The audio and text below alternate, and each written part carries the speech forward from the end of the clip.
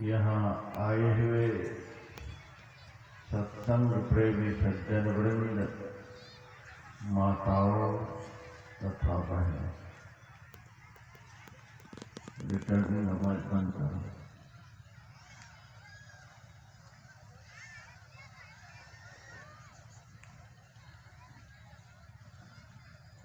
परम प्रभु परमात्मा की असीम कृपा से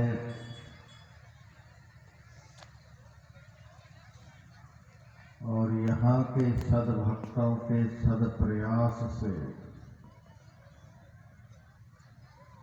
द्वय दिवसीय संत मत सत्संग का कार्यक्रम प्रथम सत्र से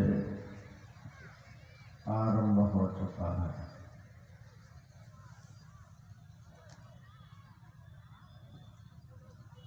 भगवान श्री कृष्ण ने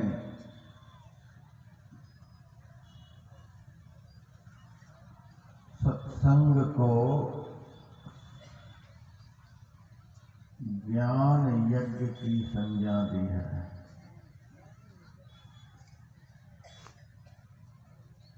यह ज्ञानमय यज्ञ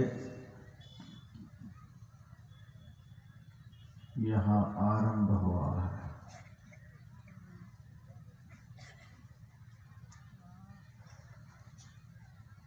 और भगवान ने यह भी कहा, दुनिया में जितने भी यज्ञ होते हैं उन यज्ञों में यह सर्वश्रेष्ठ यज्ञ है। श्रेयान द्रव्यमयाद यज्ञाद ज्ञान यज्ञ परंतपा सर्वं कर्माखिलम पार्थ ज्ञाने परिसमाप्यते। सभी द्रव्यमय यज्ञ से ज्ञानमय यज्ञ श्रेष्ठ होता है।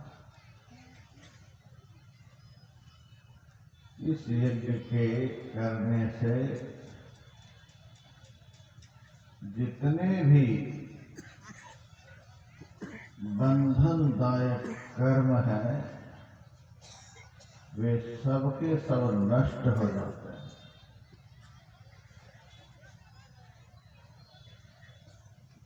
वेदों में, धर्मशास्त्रों में, पुराणों में बहुत तरह के यज्ञों की चर्चा है और उस यज्ञ में खर्च भी बहुत होते हैं। अश्वमेध यज्ञ है, वाजपेयी यज्ञ है, नरमेध यज्ञ है, अजामेध यज्ञ है, गोमेध यज्ञ है और भी छोटे छोटे यज्ञ होते हैं। चंडी महायज्ञ, रुद्र महायज्ञ, विष्णु महायज्ञ बहुत होते हैं, बहुत खर्च होते हैं।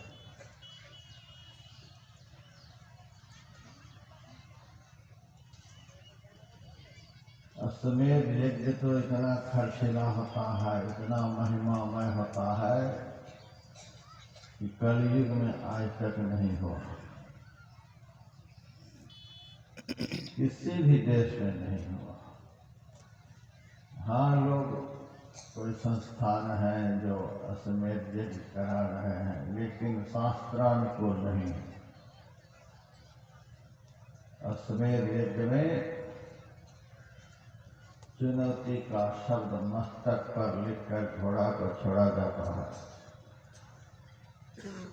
उसके पीछे पीछे सेना चलती है। संपूर्ण भूमंडल के राजाओं को पराजित करता हुआ सेना उस घोड़ा के साथ जब यज्ञ मंडप पर पहुंचता है तो वैदिक ब्राह्मण वैदिक मंत्रों के द्वारा घोड़े की प्रार्थना करता है, हमारे यजमान के मनोरथ को सिद्ध करने के लिए आप अपने शरीर का दान करें और घोड़ा का अंग स्वतः ही गल गल कर यज्ञ कुंड में समाप्त हो जाता है, भस्म हो जाता है। अश्व का अर्थ होता है घोड़ा, मेध का अर्थ होता है मारना। इस यज्ञ में घोड़े की आहुति दी जाती है, घोड़ा मर जाता है, वह अश्वमेध यज्ञ मंत्र के द्वारा हवन होता है। उससे भी बढ़कर वाजपेयी यज्ञ होता है। 10 अश्वमेध यज्ञ करने से जितना पुण्य होता है, उतना पुण्य एक वाजपेयी यज्ञ करने से होता है। बाज का अर्थ भी होता है घोड़ा, पेय का अर्थ होता है जिलाना। आहूत हुए घोड़े को वैदिक मंत्र के द्वारा फिर से पहले के ब्रह्मज्ञानी ब्राह्मण लोग जीवित कर दिया करते थे। मारने वाले यज्ञ से जिलाने वाले यज्ञ का विशेष महत्व होता है। बाज के यज्ञ तो द्वापर में भी नहीं हो पाया। त्रेता युग में मर्यादा पुरुषोत्तम भगवान श्री राम ने किया था। कठिन यज्ञ बाज पे यज्ञ भगवान श्री कृष्ण किए। कठिन बाज मेघ प्रभु कीन्हा, विविध दान मही देवन दीन्हा। उसके बाद यज्ञ नहीं हुआ। गोमेध यज्ञ त्रेता युग में भी नहीं हुआ, सतयुग में हुआ था। प्रहलाद जी ने किया था। बड़ा बड़ा यज्ञ धर्मशास्त्रों में है और ऐसा भी लिखा हुआ है कि 3 अश्वमेध यज्ञ जो कर लेता था, उनको मरने पर स्वर्ग की प्राप्ति होती थी। और 100 अश्वमेध यज्ञ करने पर उस यज्ञकर्ता पुरुष को इंद्र का पद प्राप्त होता था। 1000 अश्वमेध यज्ञ करने पर ब्रह्मलोक की प्राप्ति होती थी। और 10,000 अश्वमेध यज्ञ करने पर ब्रह्मा जी के पद पर वह यज्ञकर्ता प्रतिष्ठित होता था। 50,000 अश्वमेध यज्ञ करने पर शिवलोक की प्राप्ति और 1,00,000 अश्वमेध यज्ञ करने वाला शिवत्व को प्राप्त कर लेता था। लेकिन जो कुछ भी प्राप्त होता था, मरने के बाद ही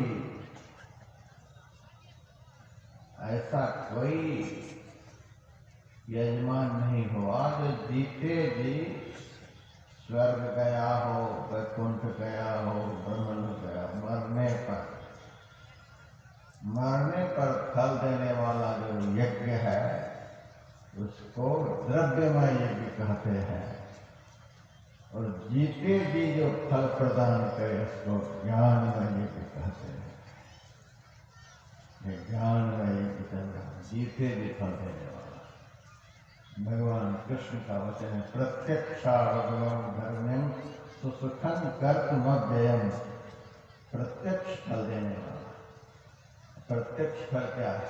सुसुखम, सुंदर सुख, जो सुख कभी समाप्त न हो, वह सुख। जो सुख कभी क्षीण नहीं हो, अव्ययम, नहीं क्षीण होने वाला सुख, नहीं क्षीण होने वाला आनंद, इस ज्ञान में यज्ञ से प्राप्त होता है।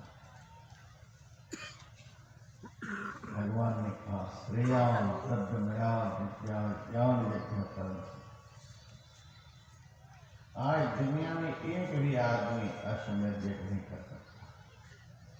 छोड़े कोई घोड़ा को, छोड़ेगा कोई घोड़ा? अभी इंग्लैंड वाला घोड़ा छोड़ेगा तो अमेरिका वाला घोड़ा को पकड़ लेगा।